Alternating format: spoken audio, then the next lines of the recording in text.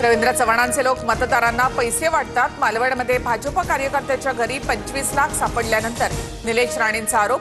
कारवाईबाबत निवडणूक अधिकाऱ्यांना विचारणा। भाजपकडून पैसे वाटप होत असल्याचे आरोप खोटे।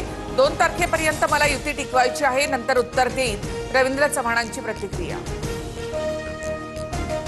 अर्थकारण करून निवडणुका जिंकण्याचा प्रयत्न, कामावर नाही तर पैसे निधीवर मतं मागितली जात आहेत। पैसे किती द्यायचे यासाठी चढाओढ सुरू। शरद पवारांची सत्ताधाऱ्यांवर टीका। निलेश राणेंनी धाड टाकलेल्या विजय केनवडेकरांच्या घरी नितेश राणेंची भेट। भाजप विकासाच्या अजेंड्यावर निवडणूक लढते, पैसे वाटपाची गरज नाही, नितेश राणेंचं प्रत्युत्तर। घरी सापडलेले पैसे माझ्या व्यवसायातील, रवींद्र चव्हाणांशी माझे चांगले संबंध, मला टार्गेट केलं जातंय, निलेश राणेंनी धाड टाकलेल्या घरी विजय केनवडेकर यांचा आरोप। भाजप पैसे वाटल्याशिवाय निवडून येऊ शकत नाही, पैशाच्या भरोशावर राजकारण सुरू, विजय वडेट्टीवार यांची टीका।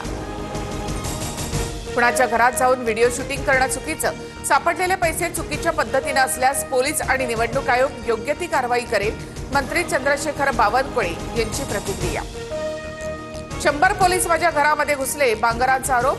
बांगरांच्या घराची अतिरेक्यासारखी झडती घेतली, हेमंत। शरद पवारांचा राम खाडेंना फोन, पवारांकडनं खाडेंच्या तब्येतीची विचारपूस, फोनद्वारे घेतली हल्ल्याची माहिती।